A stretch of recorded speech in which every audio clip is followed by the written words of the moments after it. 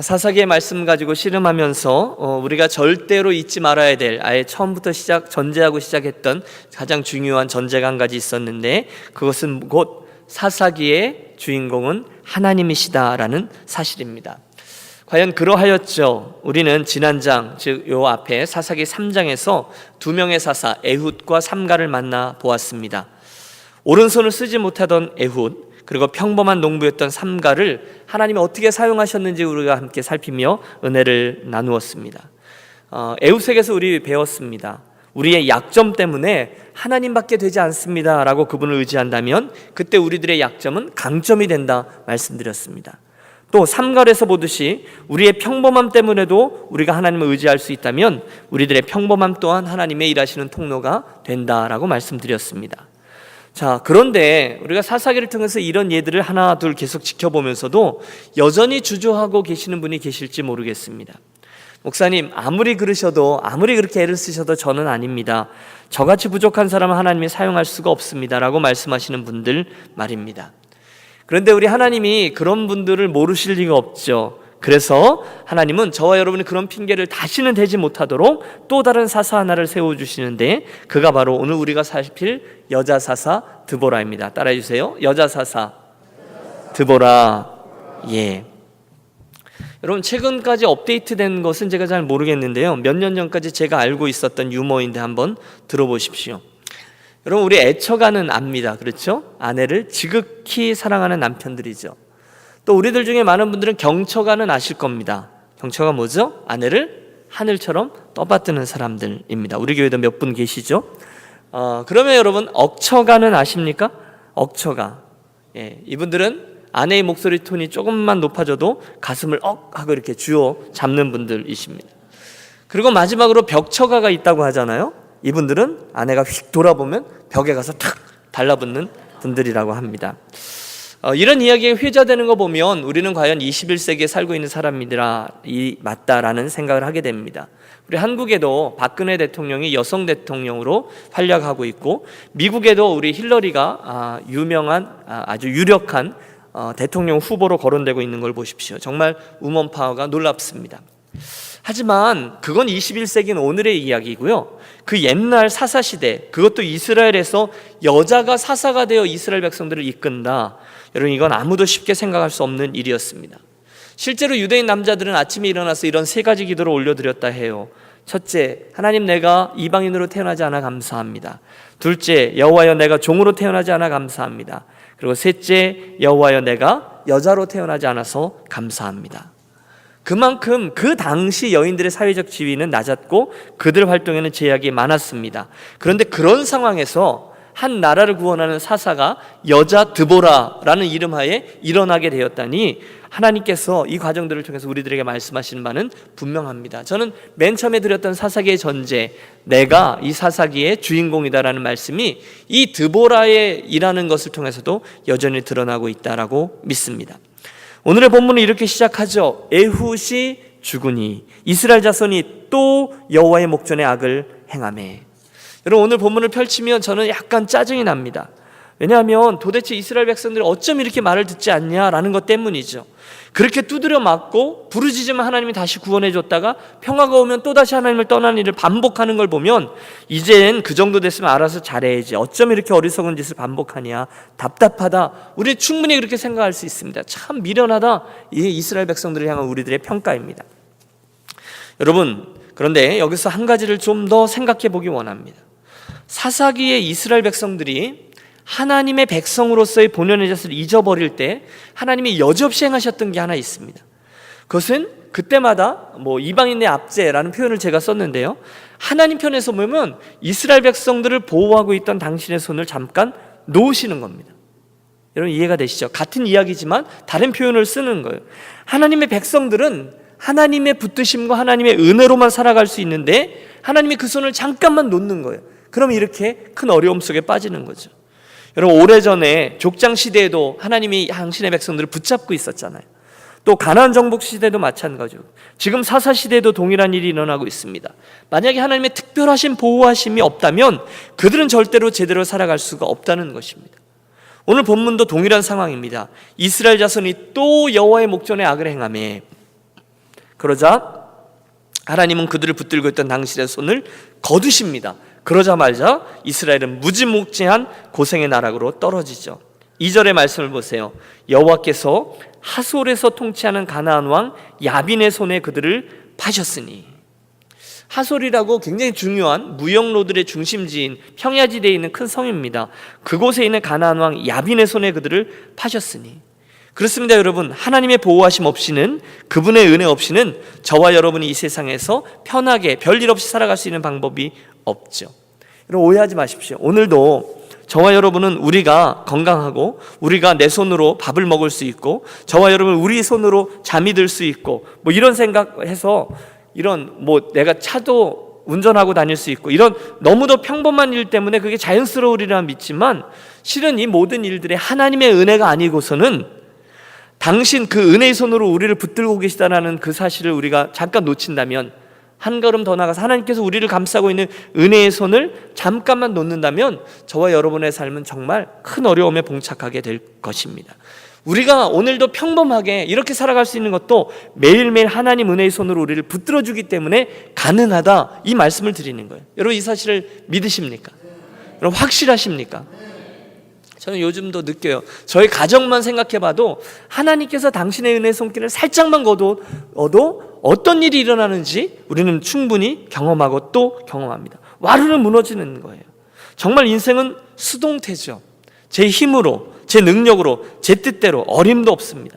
이것저것 사실은 이것도 모자라고 저것도 모자란데 하나님의 은혜로 우리가 그럭저럭 이렇게 넘어가게 되는 것이죠. 이스라엘 백성들에게 지금 그 일이 닥친 거예요. 하나님께서 당신의 손을 살짝 거두셨더니 가나안 왕 야빈 이야기가 나옵니다. 그의 군대 장관은 하로셋 학고임에 거주하는 시스라요. 야빈 왕은 철병거 900대가 있어 20년 동안 이스라엘 자손을 심히 학대했으므로 이스라엘 자손이 여호와께 부르짖었더라. 여러분, 가나안 왕 야빈에게 있었던 무기가 무엇이라고요? 철병거 몇 개요? 900승. 몇 대요? 900승입니다. 오늘날로 말하면 탱크가 900대나 있었다는 것입니다. 이에 비해 이스라엘에는요, 철병거가 몇 대가 있었을까요? 한 대도 없었습니다. 제로입니다. 탱크는 말할 것도 없어요. 여러분, 오늘 지금 이야기가 사사시대 이야기인데요, 몇백 년 후에 사무엘상 13장에 보면 이스라엘에는 제대로 된 철제 무기도 하나 없었습니다. 철병거는커녕 철제 무기도 없었다는 거예요. 사울과 요나단 외에는 칼이 없었더라 성경 기록하고 있어요. 그러니 그런 상황에 있었던 이스라엘 백성들, 끼케야 몽둥이 아니면 뾰족한 돌, 이런 것이 무기였을지 모르겠습니다. 그러니 벌써 오래전의 사사시대 이야기니 이스라엘 백성들은 가나안 왕 야빈과 절대로 대적할 수가 없었던 형편입니다.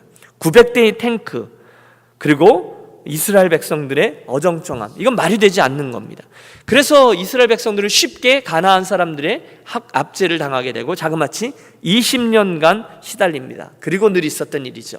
여호와께 부르짖었더니 하나님께서 새로운 사사를 예비하셨습니다. 여호와여, 우리가 잘못 행하였나이다. 여호와여, 우리를 구원하소서.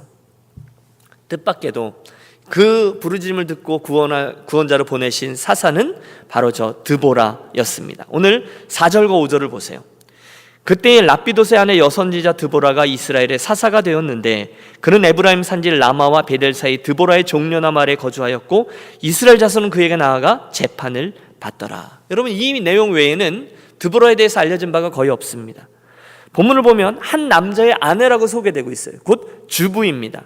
선자라고 되어 있습니다. 그 외에는 몰라요. 아마 오래전에 하나님의 말씀이 그 사사에게 임했겠죠. 그리고 그녀는 선자가 되었고 하나님의 말씀을 백성들에게 전달한 일을 감당했을 겁니다. 오늘 보면 드보라의 종려나무라고 불리우는 나무 아래서 이스라엘 백성들을 만나면서 재판, 오늘날로 말하면 상담 같은 것을 해준 겁니다. 자, 이야기가 진행되죠. 한순간 그 드보라에게 하나님의 말씀이 임하고 이제 이스라엘 구원하기 위해 바락이라는 군대 장관을 그녀가 불러냅니다. 그럼 바락이라는 이름을 보면 번개, 벼락, 불꽃이라는 뜻인데요, 이후에 성경을 보면 이 드보라라는 사사와 바락이라는 군대 장관이 멋있는 협력 사역을 진행하고 있음을 봅니다. 6절을 보세요. 드보라가 바락에게 명령하죠. 이스라엘 하나님 여호와께서 명하셨는데 너는 납달리 자손과 스불론 자손 1만 명을 데리고 다볼산으로 가라. 내가 야빈의 군대 장관 시스라와 그 병거와 그 무리를 기손강으로 이끌어 내게 이르게 하고 그를 내 손에 붙이리라. 그를 내 손에 넘겨주리라. 이렇게 말씀하시는 거예요. 그 말을 듣고 바락은 군소리 않고 전쟁터로 나아갑니다. 그리고 승리를 취하죠. 오늘 저는 여러분과 함께 이 스토리 속에서 세 가지 포인트를 나누고 은혜를 받고 또 기도하려고 합니다. 첫 번째 설교의 포인트는 이 동력입니다. 사실 여러분, 주님과 교회를 섬기다 보면 너무도 자주 이 동력 그리고 이 협력의 중요함을 깨닫게 됩니다. 여러분, 저도 많이 해봤는데요. 그 주일학교 시절부터 뭐 중고등부 시절에도 뭐 나름대로 열심히 일하잖아요. 그런데 그때 보면 혼자 하는 게 굉장히 빠릅니다. 재주 있는 사람은 혼자 하는 게 훨씬 더 빠릅니다. 그리고 사실 교회 일도 마음 맞는 사람 한 2명만 있으면 후다닥 해치울 수 있습니다. 여러분 충분히 경험하셨죠? 이해하시리라 믿습니다. 그런데 하나님은 시간은 좀 더 걸려도 저와 여러분으로 하여금 늘 동역하기를 기뻐하십니다. 성경 전체에 이 동역의 개념이 수도 없이 반복해 드러납니다. 여러분, 모세에게 허락하셨던 동역자가 누구죠? 우선 형이었던 아론이 있죠. 아론이 없는 모세는 생각할 수 없습니다. 또 모세의 팔을 들었던 아론과 훌 이야기도 나오고요. 나중에 그 모세의 시종이었던 여호수아의 동역 이야기도 우리는 기억합니다. 신약에 아주 재미있는 그림이 나오는데요. 가버나움 이야기죠. 예수님께서 용신할 수 없을 만큼 많은 사람들 무리 가운데 쌓여서 하나님 말씀을 이야기하고 있는데, 중풍병자 하나가 이렇게 다가왔다가 친구들에게 의해서 지붕이 뜯겨지고 이제 밑으로 내려가는, 침상째로 내려가는 스토리가 나옵니다. 여러분, 저는 그 장면을 상상해 봅니다. 그때 그 4명의 친구들이 내 구퉁이를 붙들었겠죠. 4명의 친구들이 잘 협력하지 못했다면, 만약에 한 사람이 빨리 내린다거나 한 사람이 좀 덜 내린다거나 했다면 얼마나 놀라운 일이 일어났겠습니까? 저는 거기서 우리 동역의 원리를 봅니다. 서로가 서로에게 눈을 마주치고 마음을 쓰고, 또 때로는 서로 이야기를 해가면서 한 박자 늦추기도 하고 빨리 하기도 하면서, 또 때로는 일부러 모르는 척하기도 하면서 서로 간의 속도와 밸런스를 맞추는 것이 필요한 것이죠. 여러분, 분명히 기억하십시오. 혼자 하는 게 스피드가 납니다. 하지만 하나님의 일에는 협력이 필요합니다. 그리고 그 관계를 통해서 당신의 일을 진행하세요. 저와 여러분이 주신 은사가 다 다른데 그 은사들 가지고 연락하고 상합하여 하나님의 교회를 세우라, 에베소서는 계속해서 반복합니다. 빌립보서 2장 25절에서 사도 바울은 그의 동역자인 에바브로디더를 소개할 때에 나의 형제와 함께 수고하고 함께 군사된 자요 너희 사자로 나의 쓸 것을 돕는 자다라고 말합니다. 다시 말해서 그는 사도 바울의 협력자라는 거예요. 교회에는 협력이 필요하죠. 제가 딸아이가 둘이 있었는데 이 둘 아이들이 바이올린을 했습니다. 제법 열심히 했습니다. 또 우리가 한국 엄마 아빠니까 매일매일 연습을 시키잖아요. 그러면 따단딴딴딴 따다다단 따다단, 여러분 경험해 보신 분 아시리라 믿는데 그 소리가 꽤 듣기 좋습니다. 그런데 듣기 좋은 것 하고요, 나중에 정말로 이 아이가 중학교, 고등학교에 가서 오케스트라에 들어가서 오케스트라 연주회를 갔을 때 나오는 소리하고는 차원이 다르죠. 오케스트라 연주회 하는 곳에 가보면 너무너무 아름답습니다. 바이올린뿐이 아니라 비올라도 필요하고 피콜로도 필요하고 심지어 캐스터네츠도 필요합니다. 그리고 그들이 함께 연주함으로 아름다운 연주회를 이루어내는 것이 동력이고 교회입니다. 여러분, 우리 유니온교회도 참 별일들이 많죠. 그리고 제가 한 분 한 분 보면 참 개성들이 강하세요. 독특한 분들도 계세요. 하지만 각각의 은사, 그것 가지고 주님이 지휘하시는 지휘에 맞춰서 아름다운 연주를 감당해내는 것이 동역입니다. 여러분, 저는 오늘 이 드보라와 바락의 이야기에서 동역의 개념을 먼저 지적하기 원합니다. 내가 남자인데 바락이 이러고 나오지 않았습니다. 내가 사사인데 드보라가 이러지 나오지 않았습니다. 각자 자기에게 맡겨진 사명을 감당했죠. 그러므로 사랑하는 여러분, 제가 여러 번 말씀드리는데 주님께서 허락하신 믿음의 여정을 우리가 달려가고 있는데 각자 은사를 가지고 열심히 섬기면 되지, 다른 분들이 뛰는 트랙이나 모습을 보고 훈수 두고 평가하고 채점하고 하지 말고 저와 여러분 각자의 은사 가지고 연락하고 상합하여 동역을 잘 이루는 우리 유니온교회와 저와 여러분의 그 공동체가 되시기를 축복합니다. 동역이 중요하죠. 다시 본문으로 들어가 보면 이제 그 다음 이야기가 나옵니다. 하나님이 바락에게 명하시죠. 10,000명을 모아가지고 다볼산으로 가라. 그 다음이 7절입니다. 내가 야빈의 군대 장관 시스라와 그의 병거들과 그의 무리를 기손강으로 이끌어내게 이르게 하고 그를 내 손에 넘겨주리라 하셨느니라. 여러분, 무엇이 중요한가 하면 하나님이 먼저 확신을 주고 계신다는 거예요. 이렇게 될 것이다라고 확신을 줍니다. 내 손에 넘겨주겠다라는 겁니다. 그러면 바락이 그 얘기를 믿고 그 다음에 가는 거예요.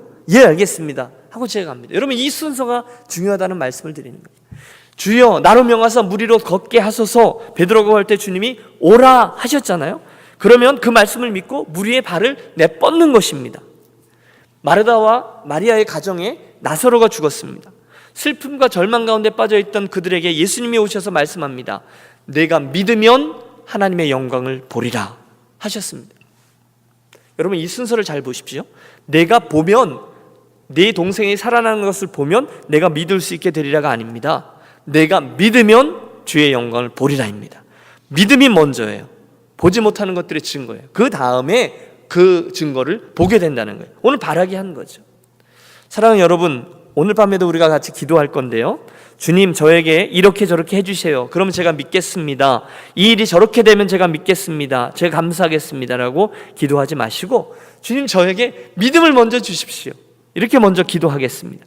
주님, 늘 그러셨던 것처럼 주님의 선하신 뜻대로 우리 가정을, 주의 선하신 뜻대로 이 일을 인도해 주실 것을 내가 믿습니다. 그 믿음의 눈으로 내가 이 상황을 먼저 보고 내 발을 내뻗게 하여 주옵소서. 여러분, 우리 그렇게 기도하겠습니다. 지금 바락에게 주어진 말씀이 이거예요. 먼저 다볼산으로 가라는 거예요. 철병거 900승이 있든 말든 상관없지 말고 내가 그들을 내 손에 붙이겠다 먼저 말씀하셨습니다. 그리고 그가 그 말씀을 믿고 나아가서 승리를 취했죠. 여러분, 성경 전체에 계속해서 이런 말씀은 이어집니다. 너희가 세상에서 환난을 당하나 담대하라, 내가 세상을 이기었노라. 담대하라, 내가 세상을 이기었노라. 여러분, 이 말씀을 믿으십시오. 자기 아들을 아끼지 아니하고 우리 모든 사람을 위해 내어주신 이가 어찌 그 아들과 함께 가장 좋은 것으로 우리에게 주시지 않겠느냐 말씀하셨습니다. 그렇다면 이 말씀을 믿으십시오. 먼저 믿는 거예요. 여러분, 나는 믿습니다 하고 집에 돌아가셨는데 집안의 상황이 별로 안 좋아요? 그래도 믿습니다. 계속해서 끝까지 믿음의 싸움을 하는 거예요. 그렇다면 그들이 바락입니다. 오늘 저와 여러분의 가정이 바락입니다. 오늘 하나님의 큰 은혜와 큰 믿음이 더욱 필요하거든요. 여러분, 저와 여러분에게 큰 믿음을 위해서 바락처럼 먼저 믿고 나아가는 자가 되기 위해서 우리가 또 한번 기도하겠습니다. 저는 오늘 이 드보라와 바락의 이야기를 이렇게 살피는데 갑자기 슬로우 모션과 같이 이 둘 사이의 그 관계와 긴장이 하나 제게 느껴지는 게 있었어요. 이 드보라와 바락의 관계를 저와 여러분과의 관계에도 적용해 보았어요. 여러분, 목사로서 유니온교회 공동체를 섬기는데 중간중간에 좀 어려운 일이 있습니다. 그건 뭐냐면, 제가 여러분 심각하게 생각하지 마세요. 혼자 생각인데, 제가 이렇게 목회를 해 나가다가 여러분을 섬기다가 여러분들의 실제적인 삶에 별로 도움이 되지 못한다라는 것을 종종 생각합니다. 그러면 좀 마음이 불편합니다. 우리 교회 가족들 중에 어떤 분들이 경제적으로 굉장히 힘드세요. 그러면 제가 가서 도와드릴 수 있는 일이 한계가 있더라는 거예요. 기분 같으면 제 주머니에 10,000불, 한 20,000불씩 턱턱 이렇게 해서 좀 드리면 얼마나 도움이 될까. 그런데 그럴 수가 없습니다. 우리 가족들 중에 너무너무 편찮으세요. 물론 이제 조금씩 회복되지만 제가 가서 정말 기도 한번 하면 신유의 은사로 인해서 바로 벌떡벌떡 일어나면 얼마나 좋을까, 그런 마음이 있는데 그런 일이 이렇게 자주 일어나지 않아요. 여러분, 이해가 되십니까? 어떤 분은 직장 때문에 고생하면 새로운 직장도 찾아드리고 싶고, 학생들 학교 때문에 고생하면 좋은 학교도 소개해주고 싶고, 그런데 그런 일은 별로 일어나지 않아요. 직접적인 어떤 실제적인 도움은 별로 드릴 게 없다는 거예요. 그럼 굉장히 괴롭습니다. 다 제가 착하다는 것을 반증하는 얘기죠. 여하간 그래요. 그런데 드보라를 보니까 그 여인의 사역 방법 중에 저에게서도 굉장히 좋은 인사이트 하나를 줍니다. 즉, 그녀는 그 종려나무 아래에서 가난한 자들에게 밥을 해주거나 집이 없는 자들에게 집을 마련해 주지 않았다는 거예요. 대신에 그녀는 하나님의 말씀으로 삼가 이스라엘 백성들을 잘 권하고 가르치고 전했다는 거예요. 그리고 그 말씀으로 그들을 순종하게 했다는 거예요. 그게 그의 사역 방법이었다는 거예요. 예를 들어 오늘 바락을 보세요. 드보라가 사사인데요, 그 바락에게 전쟁 기술을 가르쳐주지 않습니다. 그 바락에게 철병거들을 만들어주지 않습니다. 그저 하나님의 말씀이죠. 나가서 그 전쟁을 치르라, 그러면 내가 승리하리라, 하나님의 말씀을 전달해 주었습니다. 저는 여기에서 굉장히 마음이 편해짐을 느낍니다. 여러분, 만약에 제가 여러분들 중에 곤란한 부분들에 심지어 제가 돈을 융통해 드린다거나 또 아픈 분들에게 용한 의사를 소개해 드린다거나 이러면 여러분들이 저를 재주 좋은 목사 또는 용한 목사라고는 부를 수 있을지 몰라도 좋은 목사라고 부르기는 어려우실 겁니다. 그렇죠? 오히려 바른 목사, 좋은 목사는 돈이나 밥보다 여러분들이 그 일들을 대하는 원리, 즉 하나님의 말씀을 바르게 알도록 전하고 권하고 또 설득하고 또 그 일을 돕는 사람이겠죠. 다시 말해서 여러분들 삶에 있는 어떤 문제에 대해 직접적인 해결보다는 여러분께서 그 일들을 하나님의 뜻과 하나님의 원리대로 반응하실 수 있도록 돕는 게 제 일이라는 거죠. 그게 저에겐 목회라는 거죠. 그리고 그렇게 생각하니까 마음이 한결 가벼워집니다. 여러분도 저에게 다른 걸 기대하지 말고 그것을 기대해 주시기를 바랍니다. 네.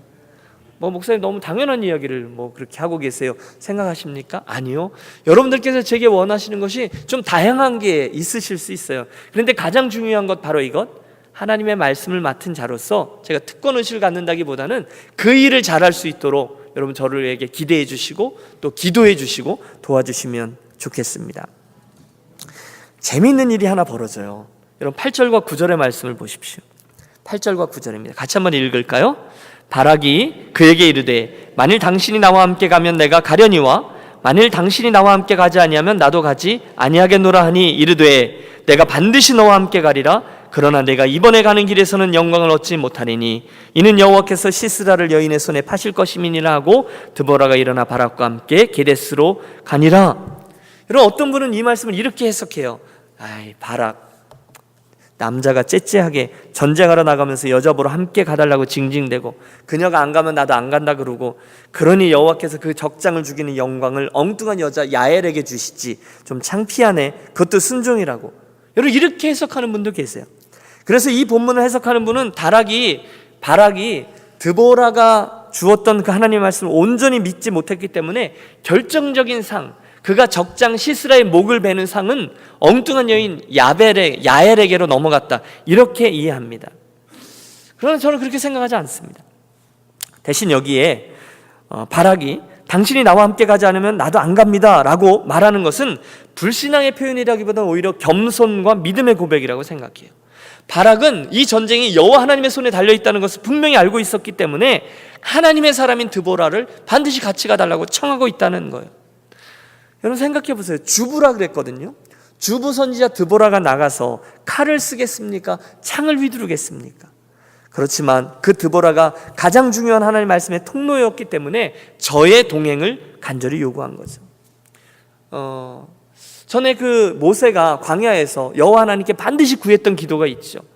창세기 출애굽기 33장인가요? 당신이 함께 가지 않으시면 저도 가지 않겠습니다. 여호와 하나님 앞에서 그분의 동행하심을 간절히 구했던 모습이 오늘 이 바락의 모습이 아닌가 생각합니다. 하나님이 가지 않으시면 저도 이 전쟁에 나가지 않겠습니다. 또 하나 우리가 배우는 영적 교훈입니다. 마지막 이야기인데요, 굉장히 중요한 배움입니다. 그것은 여러분, 저와 여러분이 하나님을 쫓아서 행하다가 어떤 결정적인 일을 해내고 또 그 때문에 여탄 상이나 영광을 얻게 되는 것은 내가 아니라 하나님께 달려있다라는 아주 너무너무 놀라운 진리 하나를 본문에서 발견합니다. 여러분, 무슨 말씀인가 하면 우리가 오늘 10절까지 읽었는데 쭉 읽어 내려가다 보면 굉장히 재미있는, 좀 끔찍하지만 재미있는 스토리가 하나 나옵니다. 그건 뭐냐면 적장이었던 시스라가 이제 이 바락과 이스라엘 백성들에게 패하여 이제 결국은 도보로 도망을 하게 되거든요. 그러다가 야엘이라는 원래 알고 있었던 여인인데 그 여인의 장막에서 잠깐 잠이 든 후에 그 여인에 의해서 그 살적에 장막을 치는 말뚝이 박혀서 죽게 되는, 그렇게 살해되는 모습을 봅니다. 그때 여러분, 적장 시스라의 목을 베는 것은 무척 영광스러운 일이 맞습니다. 누구나 그렇게 되고 싶어요. 누구나 에후처럼 내 손으로 적군의 왕이었던 에글론을 해치우고 싶고요, 누구든지 삼갈처럼 자기 손에 들린 나귀표로 적군을 몰아내고 싶습니다. 하지만 때로는 이 바락과도 같이 자기 손으로 수고는 하지만 그 일의 영광과 상급은 엉뚱한 사람이 받게 될 수도 있다는 점을 우리가 보자는 거예요. 여러분, 이해가 되십니까? 하나님의 일은 때때로 내가 계획했던 대로지 아니하고 엉뚱하게 진행될 수도 있다는 거예요. 그런데 그래도 괜찮다는 점을 말씀드리는 거예요. 여러분, 일은 내가 했는데 열매는 저쪽에서 맺힐 수 있다는 거예요. 그럼 어떠세요? 약간 화도 나고 심통도 납니다. 그런데 그때에 하나님의 사람은 그럴 수도 있지 생각하면서 씩 웃는 것이죠. 한번 해볼까요? 그럴 수도 있지. 어떻게 그 일이 가능할까요? 하나님이 주인공이라는 사실을 잊지 않으면 가능합니다. 때때로 주님을 섬기고 수고하고 했는데, 하나님의 일을 한다고 했는데 아무도 잘 알아주지 않을 때가 있습니다. 그럴 때가 있습니까? 없습니까? 있습니다. 목사가 몰라줄 때도 있습니다. 정말 그렇습니다. 그러면 좀 억울합니다. 여러분, 교회 생활하는데 가장 큰 병이 있는데요, 저를 따라해 주세요. 섭섭병에는 약이 없다. 경험해 보셨죠? 저도 경험해 봤거든요. 섭섭한 마음이 들면 정말 어려워집니다. 정말 그렇습니다.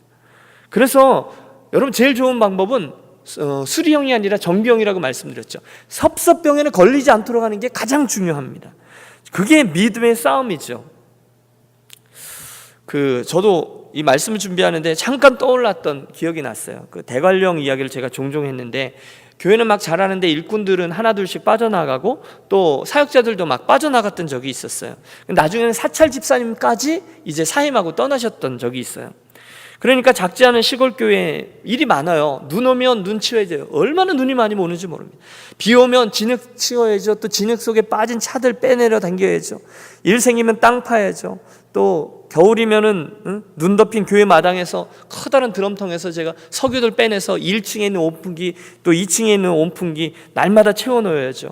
그러다 보니까 별 보고 교회 왔다가 별 보고 교회 가는 날이 많았어요. 그런데 여러분 아세요? 신비한 건요, 교회 일은요 열심히 해도 별로 티 안 나고 별로 안 해도 별로 티가 안 나요. 제가 천기누설 한 것 같은데 정말 그렇습니다. 열심히 해도 별로 티 안 나고 안 해도 별로 티가 안 나요. 그래서 그런지 사람들이 별로 안 알아줘요. 그럼 어린 마음이 굉장히 속이 상하는 거예요. 여러분, 제가 전도사 때예요. 아주 새끼 전도사 때. 그런데 결정적인 것은요, 그렇게 내가 애를 쓰는데 이상하게 폼 나고 결정적인 것은 그 담임 목사님이 다 하시는 거예요. 뭐 당연한 거죠. 당연한 거죠. 그런데 철없는 저는 굉장히 속상하더라는 거예요. 그게 훈련이죠. 드리는 말씀은 이겁니다. 하나님의 뜻이라면, 하나님이 맺게 하시는 열매라면 내 손으로 해서 꼭 내가 열매를 맺고 내가 내 손으로 따지 않아도 괜찮아요 라고 고개를 숙이는 것이 진정한 겸손인 줄로 믿습니다. 왜냐하면 결국은 하나님이 알아주시기 때문에 그렇습니다. 남들이 잘 몰라줘도 괜찮아요. 아멘 하십시오. 아멘. 부엌에서 정말 수고하셨는데 남들이 잘 몰라줘요. 서운하죠. 정말 서운합니다. 그래도 주님이 보시는데 엘로이 하나님, 보시는 하나님이잖아요. 감찰하시는 하나님이잖아요. 그분이 아시면 되는데 하고 행복해하고 만족해하는 것. 정말 종교개혁자들 했던 말처럼 수고는 내가 하고 영광은 하나님이 받으시는, 여러분, 그런 일들이 내 삶에 일어나도 얼마든지 괜찮습니다 하는 믿음의 사람들이 되자는 것입니다. 여러분, 그땐 잘 몰라요. 어쩌면 바락이 서운했을지도 몰라요. 내가 다 이 전쟁의 승리를 이끌었는데 그 적장은 엉뚱한 곳에 가서 엉뚱한 여인 야헬이라는 여인의 손에서 죽고 영광은 야헬이 취하고 말이야. 그럴 수 있어요. 그런데 여러분 아세요? 우리가 수천 년이 지난 후에 히브리서 11장에 가면 거기 수많은 믿음의 선진들 이야기가 나오는데 사사들 이야기가 순서대로 나와요. 놀랍게도 거기서 하나님께서 이스라엘 사사들의 이름을 부를 때에 기드온, 바락, 삼손, 입다, 이렇게 4명을 언급하고 계세요. 여러분, 이게 놀랍다고 말하는 이유가 있습니다. 오늘 사사기에서는 이 바락을 사사로 칭하지 않아요. 그러나 저 뒤에 히브리서에 가서 신약성의 맨 끝에 가면 바락이 드보라의 이름은 없고 오히려 바락이라는 이름이 당당히 사사 중에 한 명으로 인정받고 있다는 것입니다. 이것이 무엇을 뜻합니까? 저는 믿습니다. 하나님이 오늘 그 바락이 한 일과 수고를 다 기억하고 계시더라는 거예요. 비록 수고는 내가 했지만 남들이 안 알아줘요? 괜찮아요. 하나님이 엘로이 하나님이시니까요. 열매는 야엘이라는 여인이 땄어요? 괜찮아요. 보고 계시는 하나님이 계시니까 다 행복해하는 거예요. 하나님의 뜻이 이루어지니까. 수고는 내가 했는데 우리 교회 공동체에서 다른 분이 영광을 얻었어요? 괜찮아요 하고 대범하게 설 수 있는 자, 그들이 지혜로운 자들이죠. 여러분, 저도 여러분도 이런 고백을 했으면 좋겠어요. 수고는 내가 하고 영광은 하나님이 받으시면 됩니다. 수고는 내가 하지만 열매는 다른 분이 좀 따도 됩니다. 그런 마음과 태도로 주님과 교회를 섬기시는 저와 여러분이 되시기를 축복합니다. 주님을 섬기실 때, 주님의 몸된 교회를 섬기실 때 혹 무슨 칭찬이나 영광을 기대하고 섬기면 반드시 문제가 생깁니다. 반드시 그래요. 그때는 그래요. 칭찬 좀 받으면 교만하게 되고요, 남들이 몰라주면 낙심하게 됩니다. 그러므로 여러분, 그때 오늘 저 본문의 발악을 기억하기를 원합니다.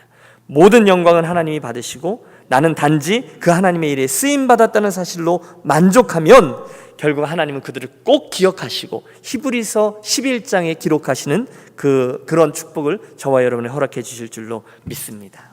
고린도전서의 말씀을 기억해요. 그러므로 내 사랑하는 형제들아, 견고하며 흔들리지 말며 항상 주의 일에 더욱 힘쓰는 자들이 되라. 이는 너희 수고가 주 안에서 헛되지 않은 줄을 알미니라. 말씀을 정리합니다. 오늘 드보라와 바락 이야기를 통해서 사사기 4장을 살폈는데요, 세 가지를 배웠습니다. 첫째, 동력의 개념입니다. 하나님은 저와 여러분이 할 수 있으면 늘 동력하기를 기뻐하십니다. 둘째, 바락을 통해서는 말씀하시면, 아니 믿으면 그대로 되리라. 믿음이 먼저이고 그 다음에 하나님의 은혜를 입는다라는 사실을 배웠습니다. 마지막으로 우리는 비록 우리의 수고에 대한 영광을 따로 얻지 못해도, 내가 그 열매를 따지 못하더라도 내 인생의 역사에는 늘 하나님 그분이 주인공 되시니까 엉뚱한 곳에 열매가 열려도 그 하나님은 아시니까라는 생각 때문에 수고를 끝까지 감당한 일꾼이 되어야 하겠다라는 점을 배웠습니다. 여러분, 사람은 몰라주어도 그분이 아시면 되죠.